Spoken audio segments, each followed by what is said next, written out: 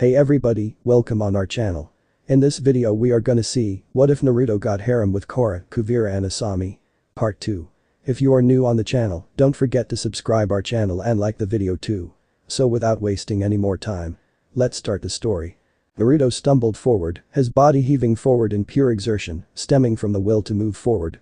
His head slumped forward, dangling off of his shoulders by his neck, before snapping upward, revealing to the world as sunlight bathed his face deep in dark pockets under his eyes, hazed over icy eyes, and a dull golden-hued lock of hair that hung limply in front of the boy's face. Morning. Naruto mumbled, practically falling over into a sitting position and hanging his head, closing his eyes. Korra, being the only person in the training area at the time, sat next to him, concern glowing from her eyes. "Are you okay, Naruto?" At mention of his name, Naruto's head dragged itself upward in a motion akin to a drowning man on his last legs and stared at Korra with an open mouth. Korra frowned, her eyes lighting aflame with worry, trailing the lock of hair that hung limply. His hair was no longer that inspirational, lovely hue of gold, and rather now looked like fool's gold. A fake. Fine. Naruto groaned, closing his eyes slowly and looking at Korra, his cheek slowly lifting into a half smile before his head slumped forward again, the boy appearing to nod off, though he snapped up again and looked around in a daze. "Naruto, something is clearly wrong. Whatever it is, you can tell me, you know that. You're my best friend, so whatever it is, please, Naruto, tell me." Korra pleaded with no small amount of worry, one hand reaching across Naruto's shoulders and pulling his head to look into her eyes with the other. The boy seemed to gain some semblance of alert, staring at her with eyes that looked like frozen over lakes, his face twitching with an obvious urge to tell her something, before Naruto shook his head and looked down, smiling. "Don't worry about it, Korra, I'm just stressed about the move to Republic City, more than I thought I'd be." He turned to look at her once more, though he wished he didn't. He could see it. She knew he was lying. Thankfully, she merely sighed and nudged closer to him, sitting on the ground beside him and reaching her arms around her knees, and her face contorted with obvious discomfort. Naruto said. Boy dragged his head up to look at her, though she did not look at him. "We've been the best of friends for 10 whole years now. We grew up together, we trained together, we laughed together, we even cried together." "So, why?" Korra's lower lip quivered, though Naruto's eyes did not see it, as they were preoccupied by the droplet of sorrow that crawled across the expanse of Korra's cheek as she turned to look at him. "Why can't you just tell me? I won't hate you. You know that. Whatever it is, I'll help you. I'll support you as you have me. Please, Naruto." Korra leaned into his personal space, her hands grasping his and tightly holding onto them with a desperate touch. "Tell me." Naruto stared at her, eyes fully open. The lack of sleep seemed to have vanished in this moment. The frozen over lakes melted into warm sapphire with an otherworldly clarity as they softened with affection, though his jaw tightened. Korra felt as if his jaw had punched her in the gut as it did so. "I can't do that to you, Korra." Naruto quickly flipped his hands and grasped Korra's hands tightly. "I want to. Really, I do. I want to so bad. But, I can't. That would be unfair of me. I'd be a bad friend to do that to you. You have all these responsibilities, all these pressures, expectations of you as the avatar. Tenzin expects you to master airbending, Republic City expects you to deal with its conflicts, and the world itself expects you to maintain peace. I can't push my problems onto you when you already have so much to deal with." Naruto turned to look at her, their eyes locking. "Don't worry about me, Korra. I'll be fine." His small smile meant worlds to Korra, and not in a positive light. She bit back the pain in her chest and smiled back at him lightly, before turning around and standing up, watching as Kuvira and Tenzin arrived. Saiyan had been right. Korra sighed, feeling a heavier weight upon her chest as she did so. Perhaps the hardest thing she would face at this point in her life would be getting Naruto to realize that her status as avatar meant nothing to her if she could not help him. But for now, she would focus on her airbending and talk to Naruto later that night. She'd force him to tell her if she had to. Naruto sighed, rubbing his forehead as a headache pounded away at his cranium. Each pound sent jolts of pain throughout his system, long fingers ghosting down his spine and limbs. With each pound his vision blackened, leaving behind burned spots in his vision that wouldn't go away. His lack of sleep was killing him, he felt it. He felt the way his body struggled to move at this point. He felt the way his lungs stuttered and wheezed with each breath. He felt the way his eyelids seemed to weigh more than the world and the way more weight was added with each blink.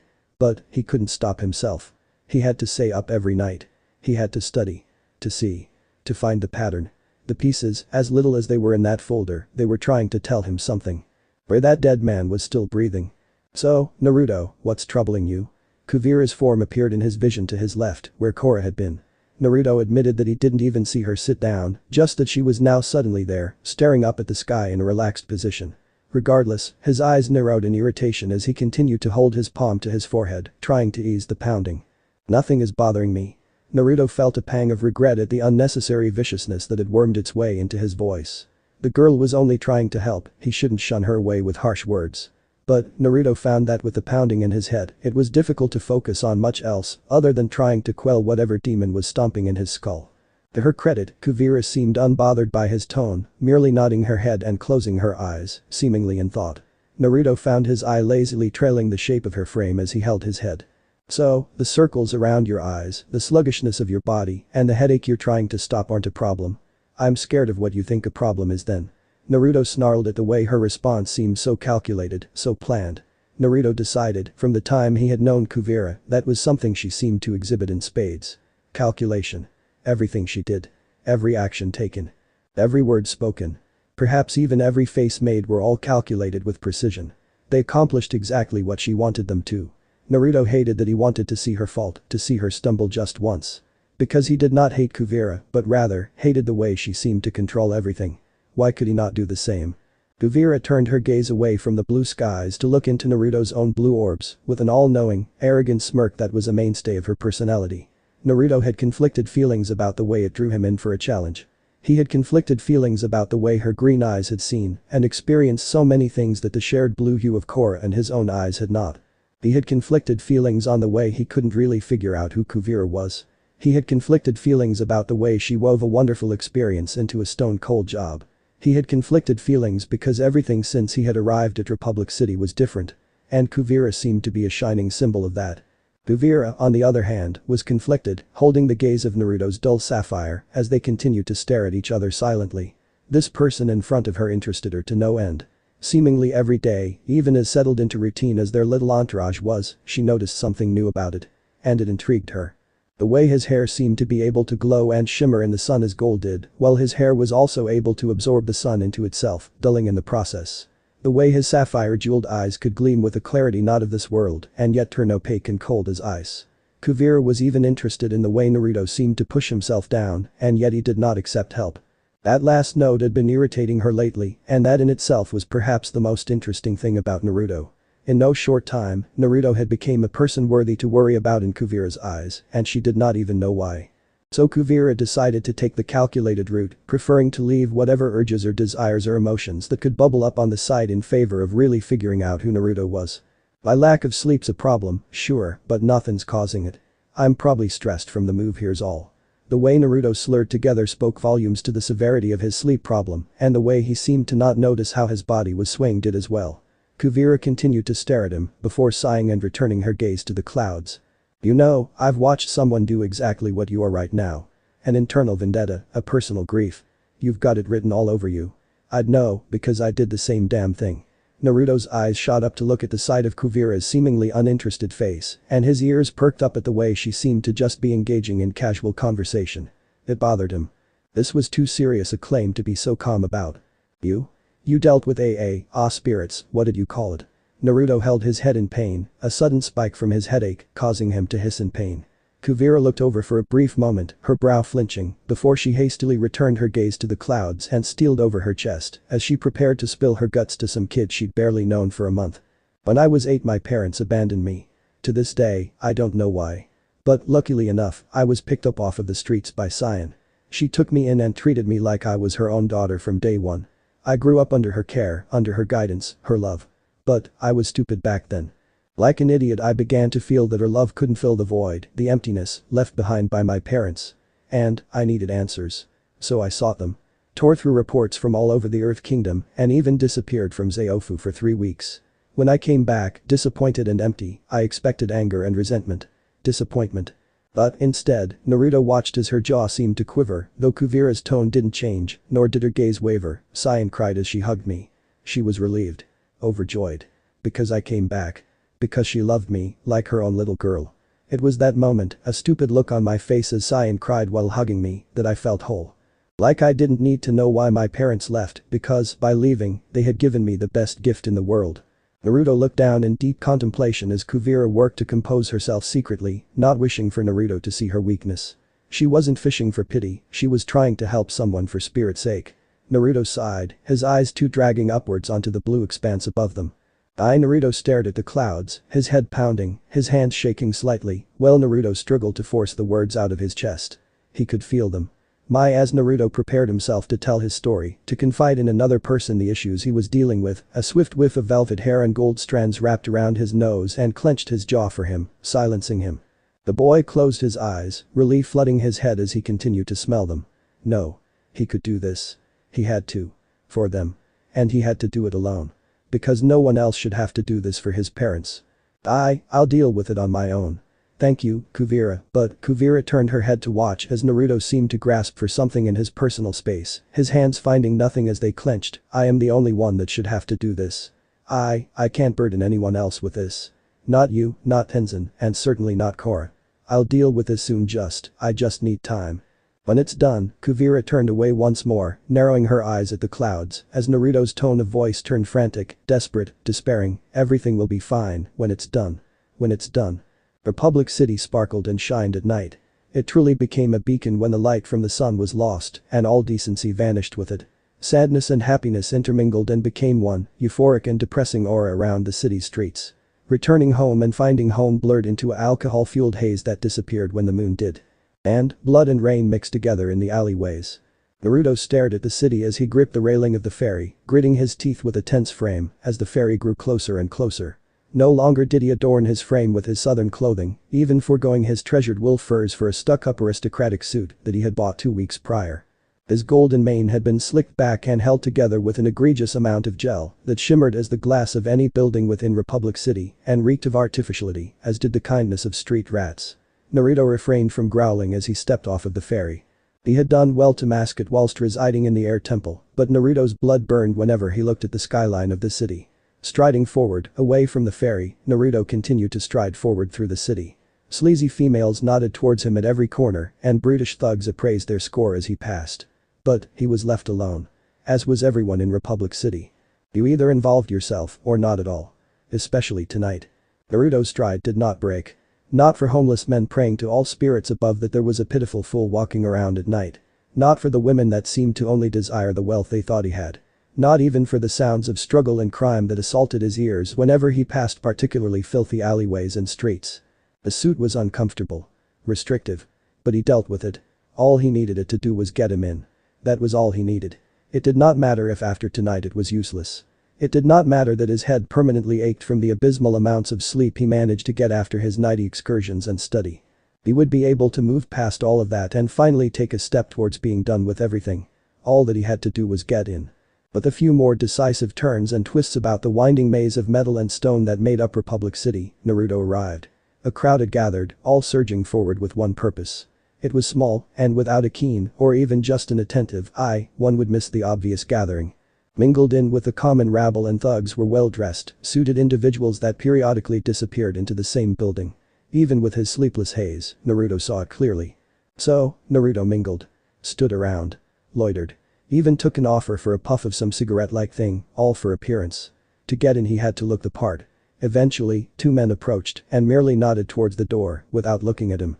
Naruto did not react, waiting until they had left him before entering the building. He had studied this. He'd seen it a few dozen times. Now, he would see what the inside looked like. The blonde reached a rusted-over door, pieces of it feeling as if they would fall off at any moment, and casually opened it, stepping inside.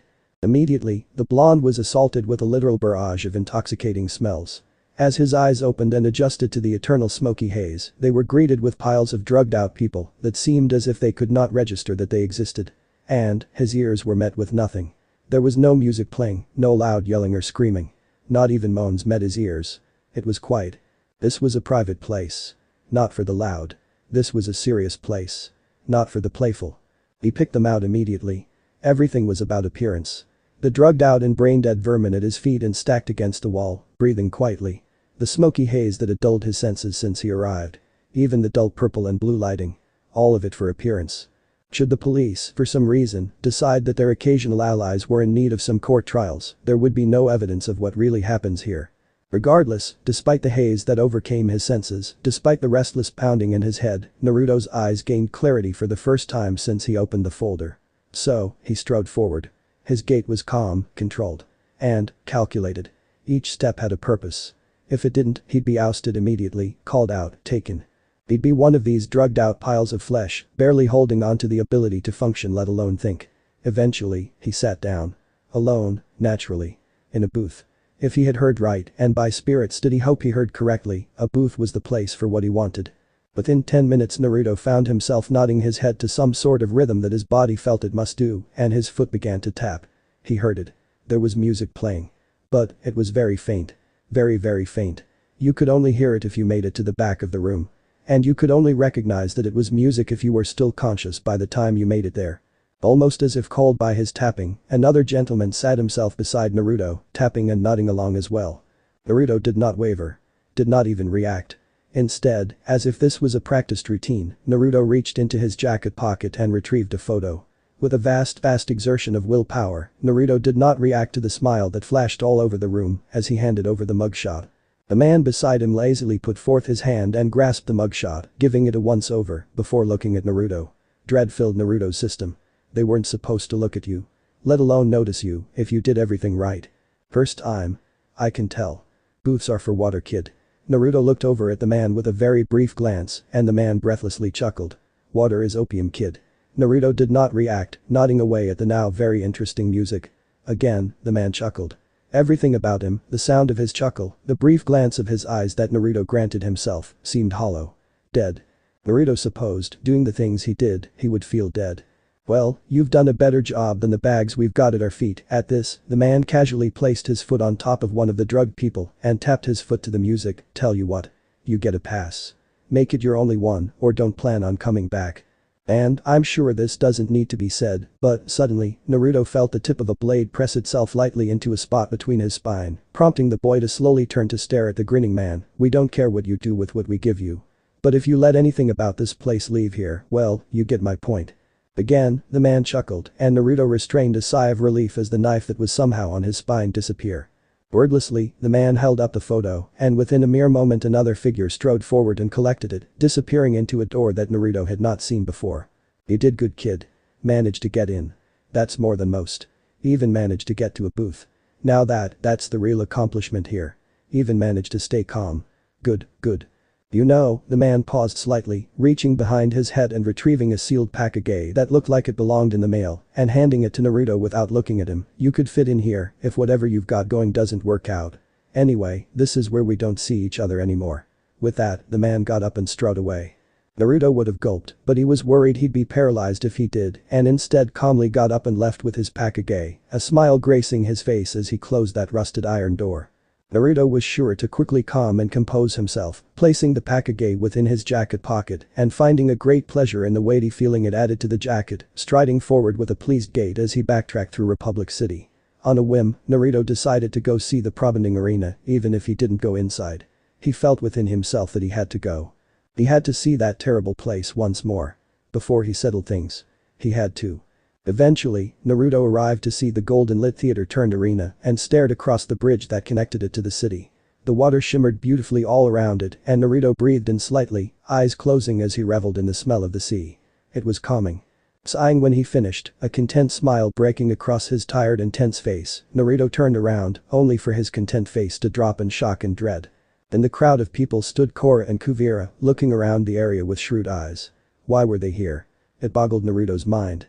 They shouldn't be here. Not here. Not here. In his brief moment where his composure failed him, Korra's eyes caught sight of his frame and widened, grabbing onto Kuvira and sprinting towards the blonde that watched with defeated and frantic eyes. Naruto. Naruto. Korra's shouts rang about his head, the pounding returning with a fury. He'd been stupid. Stupid, stupid, stupid. Why did he go to the arena, for what? Some stupid sense of finality. Of purpose. He didn't need reassurance, didn't need closure. He would find that. So why had he returned? He was a fool. And now everything was over. The sleepless nights, the work he did. Bedding in. All of it, worthless.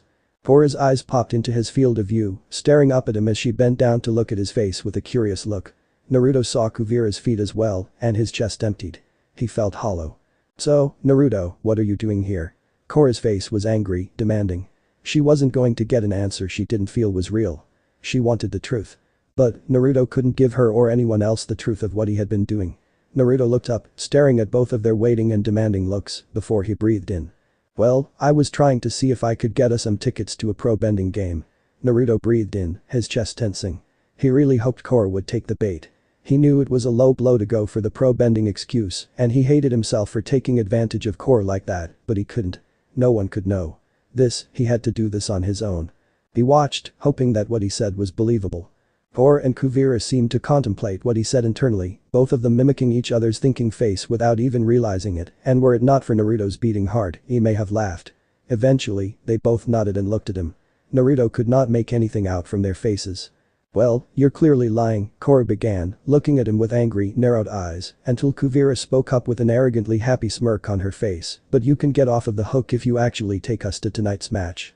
Naruto stared at the two of them and began to thank whatever kind spirit had taken pity on him. Deal. Naruto watched with relieved eyes as Korra began to jump up and down in an excited manner and averted his gaze to watch the way Kuvira's smirk managed to reach the other side of her mouth as well. The weight on his chest disappeared, dumped itself into the ocean to be forgotten. Feeling the remnants of his earlier anxiety, Naruto shakily patted down creases within his suit, his fingers finding relief in the smooth fabric, and they lingered for a brief moment on the bulge on his left breast. Sighing, Naruto released himself to his fate and began to walk towards the arena across the golden shining bridge, his slick back hair blending in with the silhouette of the building in the eyes of the two girls that followed closely behind him, allowing the boy to lead. Naruto placed his hands in the pockets of his pants and continued on his path, garnering multiple looks from the strangers that walked alongside the group due to his appearance. Korra admitted to herself that Naruto seemed to be from a completely different social status with his looks. He looked regal. Powerful. The sheer clarity she saw within his icy eyes stirred something within her. Kuvira wasn't faring much better, finding her eyes trailing his jawline. Sighing in annoyance as his eternal headache returned dully, Naruto ran his hand across his hair, looking down slightly. He told himself that he wasn't going to stop sleeping until his head became impervious to headaches. Shaking his head slightly, Naruto walked up to the entrance and stared into the eyes of the teller. Alright, I'm gonna need 3 tickets to the match. When's it start anyway? Naruto questioned, and the lady behind the glass looked at him with an odd look before smiling at him, and his group as Korra and Kuvira stepped up behind him. Must be your guys' first time here, huh? We've got 5 matches tonight because it's tournament season. During tournaments, matches of the same bracket are all played out in one night and then the next day is the opposite bracket and so on and so forth. So, 3 tickets you said? That'll be 3 gold pieces. Naruto's face fell at the mention of money. He was stupid to forget that he'd need money to get into this place. Before he could turn around and apologize to the girls, the gentleman from that place stepped forward and handed the teller 5 gold pieces, smiling at Naruto with a certain crinkle to his eyelid that Naruto found dangerous. Though, the woman attached to the man's arm relieved him a little bit, for at least she seemed normal enough and unlike those drugged out bodies from before. I'll take 5 tickets, 2 for me and her, and 3 for this boys' group. At his words, Naruto's mouth nearly dropped open, but Naruto forced it to stay closed as the two men stared at each other, icy blue meeting hollow hazel, before the man smirked and handed Naruto his 3 tickets. Korra thanked him, as did Kuvira, but the two of them stopped speaking afterwards, staring at Naruto and the man beside him as a sort of tension formed, the now 5-person group walking forward slightly, stopping outside of the doors. So, this is what you've got going on. The man nodded his head, looking at Korra and Kuvira lazily, before dragging his eyes back to Naruto. Slick back red hair gleamed in the golden light of the arena as the man did so.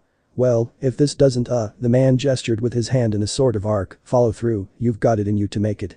If you're interested in some serious money, the offer's still on the table. Anyways, I'll let you 3 go tonight.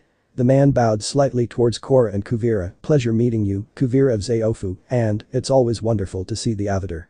Enjoy your night ladies. With that, the man did a lazy salute from his temple and turned around, striding into the building with the woman wordlessly following.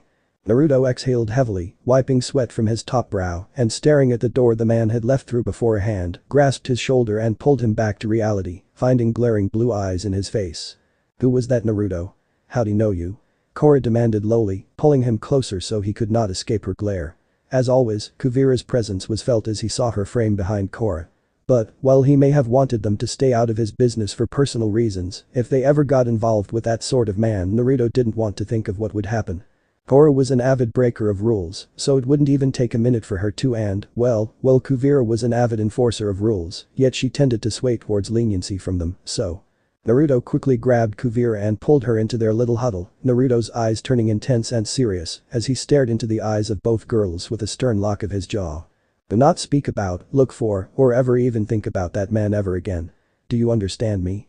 Naruto's voice was serious, demanding. Korra's brows shot up and Kuvira's eyes narrowed. Korra seemed to fume, but Kuvira beat her to the punch. Why? Her question was simple, controlled, but there was so much weight, so much nuance to everything about the way she said it. It perfectly exemplified all that encompassed her personality, Naruto decided. Korra calmed herself down slightly, relieved that Kuvira was seemingly on her side and was able to avoid a total yelling contest. Thanks spirits. There's no why. If I told you why I can't even tell you what would happen. Just, look, I'm asking you both to trust me. Please. Naruto pleaded, his voice breaking away from its demanding tone as the boy nearly broke down from the stress he had been putting himself through. Kuvira nodded, knowing full well what that sort of tension meant. Korra, on the other hand, was still bothered and irritated. How'd you know who Kuvira is? I can guess you've met him while you've been sneaking away. At this Korra shot him a particularly venomous glare, but Kuvira's been on the island protecting me the whole time, unless, well, are you famous by any chance? At this, Kuvira deadpanned and shook her head as a negative, and Korra expected that answer, nodding her head and returning her glare to Naruto, who closed his eyes and thought about how to word his response. No. He shouldn't even know that he shouldn't know about you, Korra. You haven't been formally introduced to the world, no one should know. Kuvira's point was made with a narrowing of her eyes towards Naruto. Naruto's frame felt as if it had received a blow to it, his frame deflating and his face crinkling in on itself in a cringe. How can I say this? Just, look, it doesn't matter. Just. Please. You two need to forget you ever saw him. Naruto's serious look shut up Korra, and the way his eyes iced over and gave off all the heat and warmth in them scared her. Kuvira watched his reaction, the pair's eyes meeting briefly. And, Kuvira saw fear. The two girls echoed the same thoughts. Exactly who was that man? And, more importantly, what was Naruto doing? Listen you two, I know these last few weeks have been weird, but you have to trust me. This'll all be over soon. I promise. Just, give me a week. A week's all I need. A week. Naruto offered, his eyes stared off into space, his hand ghosting up towards the breast of his suit jacket. Korra and Kuvira stared at him, but he didn't seem to actually see them anymore, focused on something otherworldly. The water gleamed a menacing smile. Well, let's try not to miss the game. Kuvira, ever the peacekeeper, straightened her back and strode forward, gesturing toward the door with a calm smirk on her face, as if whatever just occurred hadn't happened at all, and Naruto nodded to her as he and Korra passed with a weighty gratitude. Though Kuvira responded by grasping his shoulder lightly and leaning into his personal space as the trio walked, Korra leading. I may like you, Naruto, but if whatever you're doing endangers Korra, well I've got a job to do. Kuvira explained, and a slight rattling of the metal floral chest piece she wore added that extra bit of intimidation as the arena came into view. Naruto felt sweat run down the side of his face as his chest seized upon itself. I would never try to do anything to hurt Korra, never. Naruto refuted, staring into Kuvira's eyes as the pair briefly stopped while Korra scoped out for seats, unaware of the tension behind her as it permeated in the air. Kuvira narrowed her eyes at Naruto whose eyes gleamed genuinely back, though finally she relented and sighed, softly smiling at him and releasing his shoulder while shaking her head, allowing a strand of raven hair to fall from her usual tresses in front of her eyes as she looked down, appearing relieved. Good. I didn't want it to have to come to that. Just, look, Kuvira looked up again, concern in her fern eyes shining into Naruto's, prompting the boy's chest to seize once more, please. It's hurting Korra to know that you won't ask her for help and, well I can help too, you know. You don't have to do this alone. Whatever it is, we'll help you. Even if it's bad. We'll find a way to stop. Please. I have to do this alone. Naruto interrupted her, shaking his head and reaching for the bulge in his suit jacket, patting it with a pained expression, a smile flashing across all of the faces within the arena for a brief moment. Besides, it'd be wrong of me to ask either of you for help. You've both got better things to do. Though she wanted to refute, Kuvira nodded and she looked down with a sad expression as she turned around to sit down with Korra. Naruto proceeded after her, though the man from before stepped forward and allowed the lady with him to sit beside Kuvira and Korra as he grasped Naruto around the shoulder, smiling at the trio as they looked at him. Hey, me and the lady'll be sitting there. And the boy here. Hey. He'll be competing. Come on, boy. The man left no room for argument, even as Korra shouted in jealousy that Naruto got to compete while she was only allowed to watch, stopping when the pair walked away, prompting her to stare at the woman next to her, who didn't react in any fashion. Naruto felt uncomfortable as the man led the duo down into the gym, finding the 5 competing teams practicing or just conversing within the gym, and the man began to scan the room. Most people did not notice him, but he smiled when a boy with black hair suddenly stood up straighter and stared at him. The duo strode forward, the man taking presence in the room as he did so, and by the time they approached the trio that were adorned in red garments denoting their team, Fire Ferrets, the entire room had turned and were watching the interaction with a keen interest, tension for what felt like the 100th time that night flared within the room. Even in boys. Lucky you, you've got a new teammate for tonight's matches. He won't be needing payment and, well, he won't be playing after tonight. But I really want to see what he can do out there in the arena. So, who's the resident waterbender? The man's jovial attitude made it seem as if he completely ignored the tension in the room, and, to be fair, he probably did. Naruto gulped, as did another, slightly chunkier ebony-haired guy adorning the same red garment of the team. The late teenager with long flowing locks of black hair strode forward with an irritated face, and Naruto immediately felt bad for him as he stepped into the blood-haired man's personal space, sticking his finger in his face with an angry expression. The boy's teammates tried to hold him back with desperate pleas of stop. And Hasuk wait. But the boy shoved past them. Boy. What do you mean? We've got a waterbender, we don't need a new one. I can bend just fine. The boy, Hasuk if Naruto heard correctly, suddenly screamed mid-sentence as the man seized his hand and loudly broke it, staring at him with an amused expression and growling as he pulled on the broken hand, forcing the boy in front of him, eliciting a yelp of pain and many mutterings, mumbles, and gasps to break out within the gym. You can bend, huh? Really? Heh, I'm sure you can. But, can you tell me one thing? Just one, that's all I need. Do you know what an Uzamaki is? Cause, well, they can bend pretty damn well. And I don't think you can bend that good, or even as good as, well, even a toddler from that family could. And, to be fair, that doesn't quite matter, because, you see, the man snapped the arm back, breaking the teen's forearm, and then grabbed him by the back of the neck and placed him on his knees in front of him and turned the boy away from him. The man's face shadowed as a menacing grin took its residency on his face. I don't think you'll be bending, let alone walking, for well, a long time from now. With that, a sickening snap echoed throughout the room as the man launched his foot into the boy's spine, snapping it in two and watching with a satisfied, childishly joyous smile as the boy crumpled forward, broken. He'd never bend again. Sighing in a satisfied tone as if he'd just finished cleaning, the man wiped his hands on his suit to clear them of whatever spittle had collected on them before turning to face the remaining two Fire Ferrets. He gestured towards Naruto with his head, an unamused and annoyed look growing on his face, before turning around and striding out of the gym silently, all of the teams avoiding the man, even as Hasuk continued to scream in pain on the floor. Naruto stared at the boy's paralyzed form and felt his heart drop into his stomach and leave through his toes. As medics swarmed the room, shocked and horrified expressions exploding onto their faces, the thinner boy from before snapped a helmet into Naruto's hands and glared at him. Wait, we're not seriously gonna play, are we? Thought won't the games get cancelled now? The other boy shouted out at the one that had just given Naruto the helmet, and the other boy snarled at Naruto in response, openly glaring at him. No. That man will see to it. We're playing bowling. He growled out, turning around and walking away from Naruto, as the now identified Bolin just stared at Naruto with his mouth agape and scared. Hey, listen, I didn't want. Naruto gestured outward, and as he did so Bolin ran away in fear towards the other boy, ignoring whatever Naruto was trying to say, who merely looked back as the paralyzed boy was carried out of the gym with oceanfuls of tears escaping his eyes. And, for the first time, Naruto seriously considered if the path he was on was the right one. Ladies and gentlemen of Republic City. An announcer echoed faintly through the walls of the probending arena, and Naruto shook within his Fire Ferret garments as he sat on a bench directly separate from the two that he had, in a brief introduction, learned were brothers. Mako and Bolin. Look, I'm sorry about yo. Shut up. Mako interrupted him, glaring at him. Naruto sighed, looking down. I didn't even want to be here tonight. I wasn't supposed to be. Naruto muttered, and Mako exhaled loudly through his nose in exasperation. Didn't seem like it. Naruto looked up, narrowing his eyes as the tension and stress from the night came crashing down onto his psyche like a waterfall. You know what, you can shove it, alright. I didn't want to see that happen, I didn't want that to happen. I had no control of that. I didn't even know what the guy looked like until earlier tonight. Naruto growled, glaring at Mako who glared back. Sure seemed like he knew a lot about you. He knows a lot about everyone in Republic City. Mako fed and looked away, staring at the other teams and meeting their glances, though they all looked away as he did, causing him to sigh. Well, great.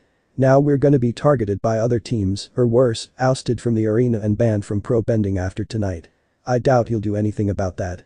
Mako grunted out, and genuine worry seemed to gleam across his and Bolin's eyes. Naruto watched, feeling helpless, before sighing. Well, there's not much I can do, but I'll do whatever I can. I'll do my best out there. And, if you guys aren't banned I'll still play for you, well, if Korra doesn't want my spot, which I'm sure she will. Naruto offered, prompting Bolin to look up. Who's Korra? Oh, well, she's Fire Ferrets. You're up. Rapidly, the trio got up and placed their helmets on as they walked towards the arena, led by the showman. Mako shifted his shoulders in anticipation, Bolin shook his head and hit it repeatedly, and Naruto tried to fight off whatever anxiety tried to force itself into the forefront of his mind. Because, that man was watching. Snapping filled his ears as his mind's eye watched a spine break in two, before everything drowned out in the crying of excited fans and bright lights. As his vision cleared, Naruto looked around as many fans screamed and shouted, waving their arms towards the arena. For a moment, it was overwhelming, until Naruto caught sight of Korra and Kuvira, as well as the man who was sitting beside him, grinning at Naruto, his eyes glinting. Gulping, Naruto looked towards the center of the stage, as he took the plant position behind Bolin and Mako. Match 1. Fire Ferrets vs Ember Island Eel Hounds. Start. The announcer's voice boomed suddenly, surprising Naruto as he found a plume of flame headed his way. Reacting quickly, Naruto whipped a streak of water out of the grates beneath his feet, turning it into steam, revealing 3 discs made of earth flying towards him. Naruto managed to block the first 2 with quick slashes from water, but the third pushed past his defense and slammed into his chest, forcing him back into the second zone. Pathetic. The man sitting beside Kuvira growled out lowly, watching intensely at the match as the woman to his right looked around, lost. Kuvira and Korra looked at him as she said so, and Korra openly glared, while Kuvira narrowed her eyes in calculated patience. Wah, it's his first game. He can't be good right off the bat. Korra yelled out angrily, quickly standing up and cheering for Naruto afterwards. After she sat down, she found the man grinning at her. What? She demanded, glaring at him, prompting a hefty chuckle. Oh nothing, it's just wonderful to watch the way you 3 support each other. But then again, you 2 don't really support Naruto, now do you? I don't believe I saw either of you earlier today when I was talking with him. The man mentioned, staring at the arena below as the match continued on, Bolin having been forced to the second zone alongside Naruto, while Mako remained their only piece standing in the first, preventing the opposite team's advancement, while the Ember Island players only had one teammate pushed to the second zone. You don't know anything about us, so just shut up. Korra growled out, glaring at the man with an impassioned shake of her finger. The man chuckled once more, his body hefting up and down with each forceful exhale. Aw man, sorry it's just a good joke. I know practically everything about all 3 of you, more than each of you knows about each other. But, well, that's not important. What's important is the boy's piss-poor performance down in the ring. It's his first game. What, do you expect a novice to beat pros in his first game? He barely even knows the rules. Korra exclaimed in an exasperated manner, though the man only opened his eyes wider and grinned, excitedly. Yes I do. The boy's in Uzamaki. He should be slaughtering that team down there. It shouldn't even be a competition. This is beneath him. Beneath in Uzamaki. It's pathetic. The man excited shouted at Korra, smiling in excitement as he watched the arena, hoping for that spark of Uzamaki within the boy. Both Kuvira and Korra were confused, though Kuvira was faster on the draw to ask. I've heard that name before. Uzamaki. Who were they? Kuvira questioned calmly, staring at the man from the corner of her eye, trying to probe out exactly who he was and, more importantly, how dangerous he was. The man grinned. See. This is what I mean. You 2 don't even know what an Uzumaki is, and you expect me to believe you know anything about the boy HMPF. Well, I guess I'll humor you for his sake, since he probably doesn't know either. You've seen the pendant he wears, yes? The swirl. That's the Uzumaki family coat of arms, their symbol. Ah, sorry, to call it swirl doesn't do them justice, it's a whirlpool. The boy's family are known for their waterbending prowess. But, well, he's the last one. Nowhere else in the world are you gonna find that swirling Uzumaki ambition, that determination. That prowess. And yet, that isn't stopping him from being a complete and utter disappointment. Boy. The man stood up, energized and angry, and grasped onto the railing in front of the row of seats the foursome were seated at, glaring down at the arena. Naruto heard a booming voice amongst the spirals of fire, discs of stone, and mists of water that battered his form. Bolin had been eliminated, and Naruto found himself in the final zone while Mako was in the second zone. Looking up for a brief moment, Naruto saw the man glaring down at him with a snarl. You're a disappointment. A fraud. Pathetic. You wear that pendant and yet you do nothing like an Uzumaki would. Live up to the name or I'll come down and tear that pendant off your throat. The man demanded, his voice startling those all around him at just how loud it managed to get. Naruto's eyes opened wide, and suddenly all around him Naruto saw blood and smiles. Breathing in rapidly, Naruto turned back to watch as a plume of flame and spinning discs rapidly approached him. Glaring with a determined glint, Naruto snapped his right arm to his left, heaving gallons of water from beneath the grates in front of him, effectively blocking the duo's attack, and then stepping forward with a quick two-step and heaving his two arms forward. Instantly, a river flowed from beneath the grates towards the opposing team. Unable to defend quickly enough, two of the opponents were pushed out of their zone, and one of them was pushed all the way back to their second zone, while the other remained in their first, and the third remained within the Fire Ferret second zone, having grounded himself before Naruto's wave hit them. But Naruto wasn't done, and he grit his teeth as he stared at the opponents still within the zone in front of him and Mako, who had been forced back into their third zone as well.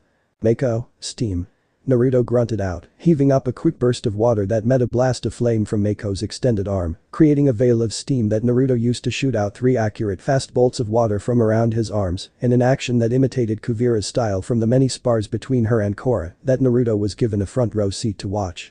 The third teammate of the opposing team felt his feet leave him from his 2 balls of water slammed into his feet and felt his body take flight as a third connected with his chest and forced him back into his team's first zone, allowing Naruto and Mako to advance all the way back to their first zone, once more evening the odds if not giving Naruto and Mako the advantage.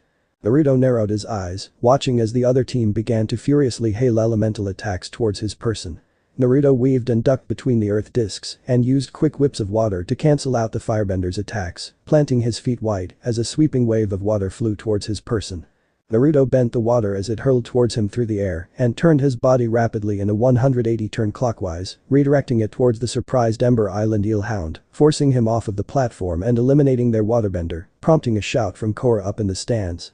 Though, Naruto did not hear her and instead his eyes focused upon the remaining 2 eel hounds.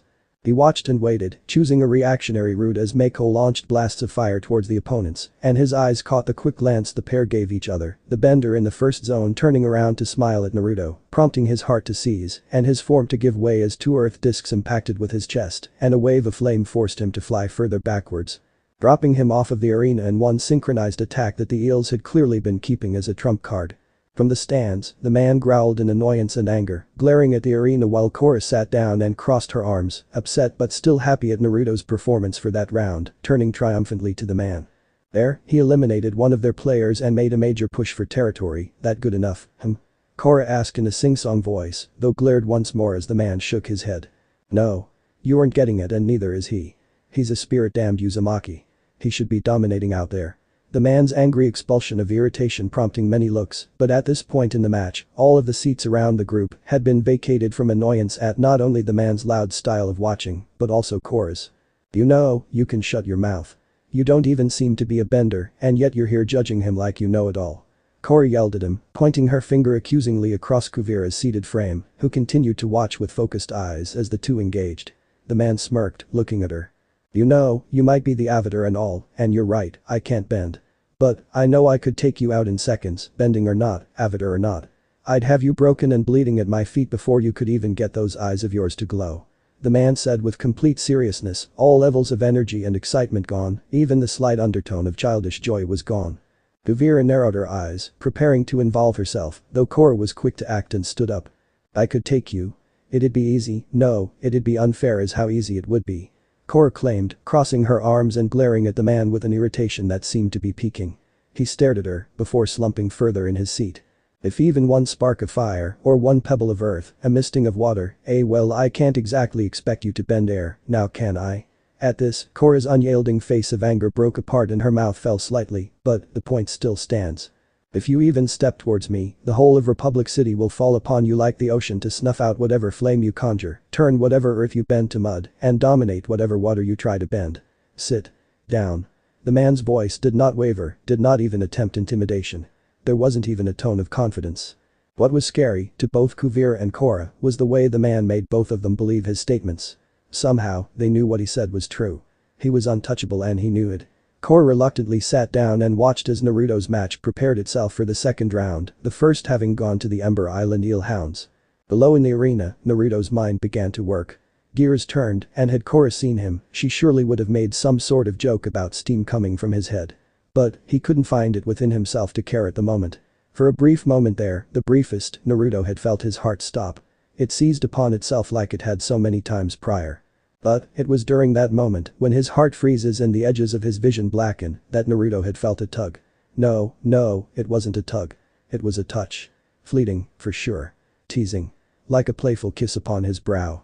As he flew through the air, the mist around him seemed to coddle him, hold him in its embrace. Naruto had found that, within that moment, nothing mattered. He had gained a clarity he had not experienced since that dreadful smile had carved itself into every facet of his life. And, Naruto began to crave it. That brief moment had addicted Naruto to that embrace. Even now, Naruto no longer felt that anticipation. That fear. That cowardice that had invaded his system and shook him from his very core. And, because now he could stop moving and focus, he felt her. She was there. Within the air. But, how could he get her to come to him? To embrace him once more? He wanted that kiss upon his brow, that teasing smile he felt in the back of his mind. He wanted it as much as he wanted to embrace his parents one last time. But, this desire wasn't different. It wasn't clouded in a veil of sadness and grief. Hatred. No. Instead, it was clouded in a mist of freedom. Of joy. Euphoria. Of calm. As the round started, Naruto went through the motions of waterbending. Thin streams, calm and controlled, snaked through the grates in a wavy, dance-like motion, blocking every strike from his opponents and countering with quick fast strikes that left marks upon the opponent's garments.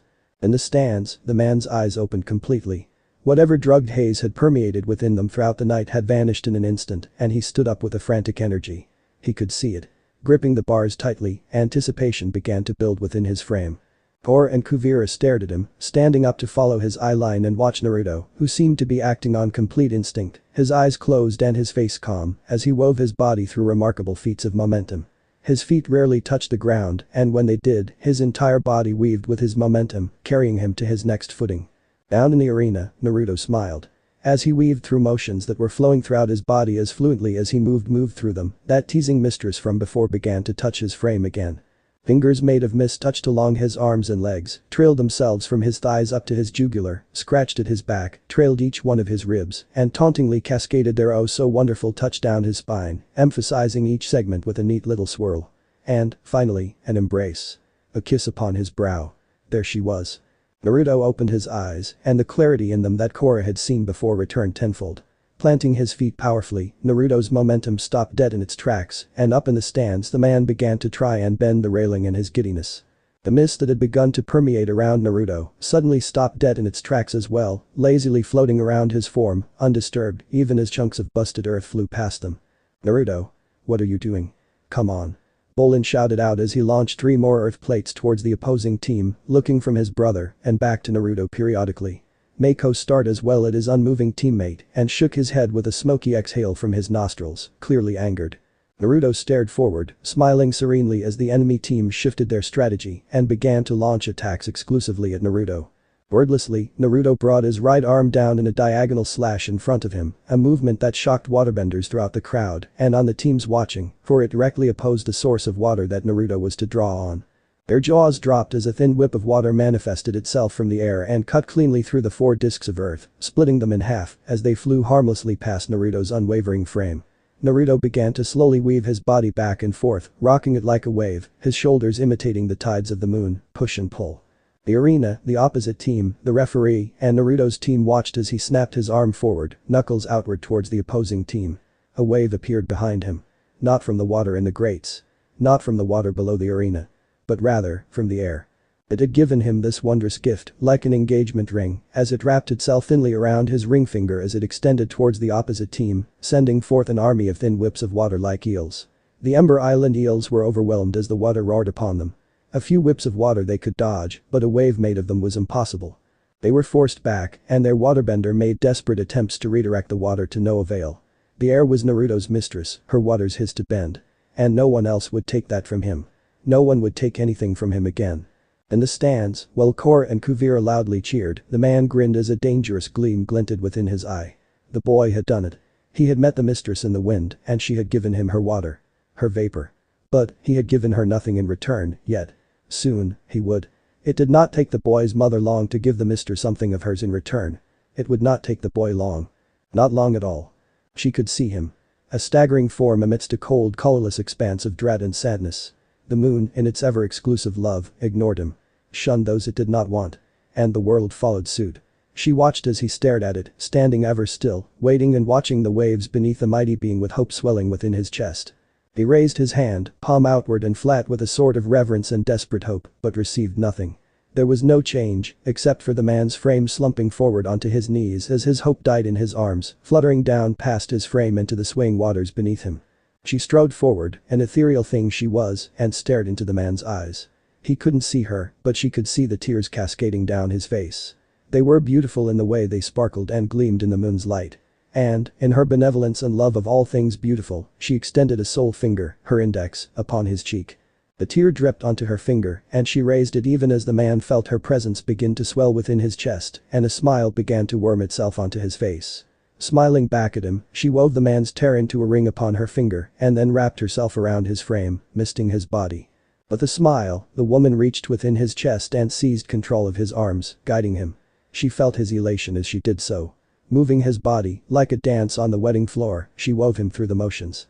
The air in front of him gave birth to her waters, and as small as they were, for the man's mind was inexperienced and his body unaccustomed, it was the right amount. As his eyes gleamed, she extended her hand and swirled the water within the air into a ring of water. Smiling, she stared forward into his eyes and was pleased when another of those beautiful tears fell down his face. She graced him with a ring upon his hand in return. She used a man's ring finger as a needle and threaded through her ring, watching in satisfaction as he pulled it back and stared with wide eyes and a wider smile, as the water ring lost form and cascaded down his forearm, seeping into his skin and into his very being. And thus, under the watchful and hateful light of the moon, she guided the man along his first experiences, moving the water under his own will, forever glaring in the face of the moon as it tried in vain to seize its waters once more. And, each time it succeeded, she provided that beautiful man with her own waters pulled from the air. Thus, the Uzamaki had doomed his family. Naruto beamed with an overwhelming euphoria as he heard the booming cries and shouts of approval and awe from the audience.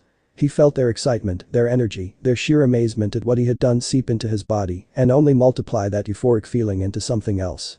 It was beautiful in its own way.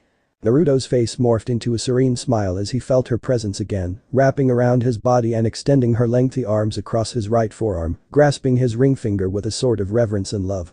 Naruto found the feeling unholy pleasant. Miraculously, a ring formed around his finger. A thin veil of mist had taken form, holding itself together tightly around his finger, but not tight enough as to cut off his circulation. Astonished, Naruto raised a hand to his vision and watched as slowly the mist froze to become floating globules of water that quickly gained numbers until his ring finger was surrounded by a circle of the liquid. The announcer was seen amiably speaking with a referee who had appeared at his side, but Naruto did not notice as the ring of water began to lose form and cascade across his palm and wrist, dripping in long, thin lines down his forearm, where it began to seep into his skin and spread throughout his body. He felt her spread her influence throughout his body. It was wonderfully joyous. It was like happiness personified was moving throughout his system, starting from his right arm and moving across his collarbone to his other arm, before dripping down through his chest into his feet and rising up through his head. As it reached his eyes, for a brief moment, the smile flashed throughout Naruto's eyes as her deep desire began to flood his system. She wanted something. Anything. And, in that brief moment of delusion, it seemed to Naruto that now his parents weren't the only person he owed blood. Ladies and gentlemen, quite a conundrum has been caused by this young man's unconventional waterbending. However, due to specificity with the rules, the boy's waterbending is currently within the rules of the arena. However, after this match, a rule will be put into place strictly prohibiting the use of the air as a source for waterbending. The crowd did not react, but other teams began to shout and cheer, clearly happy that Naruto's advantage had been prohibited, though Naruto did not care, for the mist from before had wrapped itself once more around his frame, whispering sweet little nothings into his ear as he began to rock on the balls of his feet, much like a street brawler would as they began to hype themselves up. Round 3, start. At the announcer's call, Naruto's eyes dropped into a narrowed focused stare. The mist crawling along his forearms acted as a guide, as they had done for numerous others. Raising his hand with a slow drawl, his wrist not supporting his hand and allowing it to flop over, water began to appear following his hand from the air, much like the motions a lightning bender would use to generate their own vicious form of firebending. Naruto felt her urge him to freeze it, but he had to restrict himself, even as he felt her sadness at his actions. Use of ice wasn't within the rules. Regardless, Naruto formed an expanse of water shaped into a whip in the air in front of him, and waited. He was looking for it. She had told him it would appear. Mako and Bolin had gone on the offense, forcing the other team to take up a quick but sturdy defense against their barrage of flames and earth. And Naruto waited. Watched. And opportunity showed itself, just as the mistress had whispered into his head. Their firebender had been waiting and watching Naruto, prepared to react to anything the boy might throw at him. But, for just one brief moment, he was distracted as he had to cover for his teammate briefly, giving Naruto an opening. At that moment, the mist seemed to bite onto his arm, forcing it to move. And it did. Snapping forward, the whip soared across the arena and slapped itself into the head of the firebender, as water happened to be the only element that was granted the ability to hit the heads. The firebender was shocked, unable to react and prepare for the sudden attack. This surprise offensive had forced him off his feet, and Naruto's other arm snapped forward in response. The air bled water across his arm in a spiral down its length, and the arena watched as it snapped out much like a snake would, launching off of Naruto's arm and impacting with a heavy sound into the firebender's chest, sending him further and faster through the air, until he dropped off of the edge and into the water with a loud, resounding smack. The arena lit up, cheering endlessly for Naruto. But their cries did not matter to him in that moment. The mistress had pressed herself up against him, laid her head across his shoulder, and whispered her brief congratulations to the boy for his first time, and then she vanished. Disappeared. Gone. He could still feel the power she had granted him, could still feel the way the very air seemed to drip at his will, but she was gone. For a brief moment, he had felt hollow, sad. But it was replaced by a sense of accomplishment. She had not left out of a desire to abandon him, but rather, she felt he was ready. He was capable to do things on his own now. And, while he missed the way her cool mists had draped themselves across his body from before, this feeling of accomplishment hadn't reared its head for over a decade. This one accomplishment had once more granted Naruto's eyes that shimmering clarity they were fond of showing. Smirking as pride filled his chest, Naruto whipped his arms back and brought the two water snakes to his side, floating around his arms as an ethereal representation of his actions. Mako and Bolin nodded at him and began to unleash their attacks with a newly reinvigorated determination. And slowly, they began to dominate. Naruto stepped forward, his arms moving in swirls as he did so, before unleashing one arm forward and to the left. The snake jumped forward and impacted Mako's plume of flame and created a large veil of steam that covered the arena. But Naruto could see now. He could feel the way the water morphed around their bodies. He no longer needed his eyes. His mind now granted him a vision he had not experienced before. Smiling, Naruto snapped his other arm forward and wrapped the whip around the opposing team's waterbender, heaving him upward into the air. The crowd watched as the Ember Island Eelhound's waterbender suddenly appeared above the veil of steam, and their eyes widened as the steam began to move upward, condensing and once more, forming a familiar whip of water that smacked into the chest of the bender, sending him forward and off of the side of the arena. Naturally, they cheered. And then there was one. Naruto smirked at him, his eyes narrowing into an egotistical stare that unnerved the opposing earthbender, who shook before frantically sending a wave of earth discs towards Naruto. Bolin. Right. The boy countered by sending his own discs into those already in the air, shattering them upon impact. Those he missed were picked off by quick snaps of water. The earthbender was unable to score a hit against the ferrets, and yet, they were unable to score a hit on his frame as well. Naruto began to get annoyed. This was taking too long.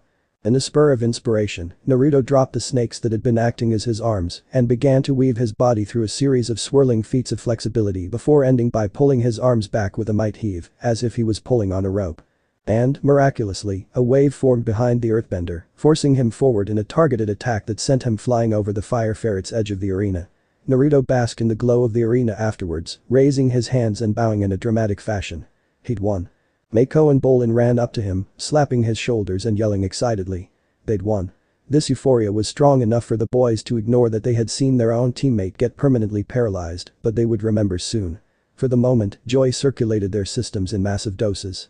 Naruto twirled around on one foot in a happy, joyful dance. While a wide smile reflected the lights of the arena, his eyes closed with the weight of what had happened. And, Naruto had a realization. This match was an apology, on both ends. For she had not shielded him against a smile, and he had ignored her for a decade. In that moment, of realizing that the match was both their own ways to apologize to each other, Naruto opened his eyes and saw her floating above him, grasping his face with an ethereal smile made of mist. The arena could not see her, but he could. And he extended his arms towards her. And she accepted his embrace. Up in the stands, the man smiled, the corners of his eyes crinkling as they gleamed in a way that wasn't entirely dangerous. Sighing, the man pushed himself up off of his seat and gestured for the woman that was with him to do the same. While Korra continued to cheer for her best friend, Kuvira turned to look over her shoulder and narrow her eyes as the man left. "Who are you?" she called out and wasn't surprised that he heard, even over Korra's own outrageously loud cheering.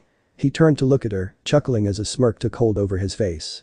"Well, you've finally gotten the balls to ask me, huh? Heh, well, in spirit of the boys' win, I'll tell you. The name's Kurama, not like you'll be able to do anything with that info, but whatever. See you around, dancer." With that, the man saluted and left the arena, leaving Kuvira intensely worried about exactly who that man was and even more intrigued about Naruto. The boy and the subsequent mystery surrounding him had begun to bleed into every facet of Kuvira's life. Every moment of her day in which Kuvira had time to think, she was pondering him. What had happened in the boy's life to craft the man he was becoming? The person he already was. More importantly, Kuvira decided what had traumatized the boy so much that he had shown her such a devastating fear that his face still wouldn't leave her. And, spirits above, why did she care so much? If she was honest with herself though, Kuvira thought she knew why. Everything was so confusing, and that excited her. For all of her life, she had known what to do. And if she didn't, she was told what to do. Why something was the way it was. Excluding the excursion she had taken, but that was an outlier. And now, Kuvira found herself endlessly excited trying to unravel whatever was happening with Naruto. Kuvira wasn't given much time to ponder the question when Korra began to bounce up and down in front of her. Come on. We've gotta go see him. Korra's incessant yelling was more than enough to get Kuvira to get up and follow her, even if the fact that it was her job too wasn't. A job out there, dude. I didn't even know waterbenders could use water from the air. Bolin's excited shout made Naruto smile and look up to meet the boy's shimmering green eyes with his own sapphire orbs. Though, before he could respond, Mako stepped forward from behind his brother and stared at Naruto with his patented serious eyes. Yes, well, the world didn't know waterbenders could do that until today. How'd you even do that anyway? I was trying to figure it out during the match. My guess is that you were using splashes of water to sort of inject the water into the air for you to use, but then that wouldn't explain how you pulled so much out. Naruto nodded along with Mako's guess, weighing it in his head. But guess, I'll give you that, but Naruto groaned slightly as he stood up, smiling, you're wrong. He shrugged his shoulders, smiling at the firebender, I don't know what to tell you. There's no trick, no sleight of hand, no illusions, nothing. Naruto reached his hand up, and the brothers watched as tendrils of water began to reach slowly down hovering above his hand, twisting around it in an oddly snake-like manner, reach out and pull it. It's like a rope. And I'm just always aware that it's there now. Before the match, I had no clue. But, something in the air just came to me. Gave me its waters. Its support. I don't know any other way to describe it. As he spoke, Naruto had brought his forearm down and watched as the water writhed around it, though maintaining distance from actually touching his skin. It felt weird how natural this came to him all of a sudden. The mistress was surely just a delusion, right? Well, I'm sure you're the first person to just grab water from the air like that. Mako grunted exasperatedly, his stare softening as he found all of the irritation from the night washing away from pure exhaustion, sitting down next to Naruto and leaning forward. We're gonna need a waterbender now that Hasuk's Mako trailed off, the boys in the room looking down in a silent agreement to ignore, for the moment, what had happened. Bolin sat down and sighed as well, resting his face on his balled fists and looking at the ground. Well, now that my air waterbending is banned, I'm basically an average waterbender, so there's better choices than me out there somewhere. And well, if you can't find anyone, I guess I could still play for you guys. But well, I was gonna say it earlier, but the match started, my friend Korra loves pro bending, always has. And she's a great bender. Naruto's offer made the brothers look up at him, intrigued. What's she bend? Mako's question was innocent enough, though Naruto felt that he implied well enough that he meant water, but regardless he puffed his cheek out slightly. That she's a waterbender. She's pretty good at it too. I'd say. What do you mean pretty good? I'm great at it.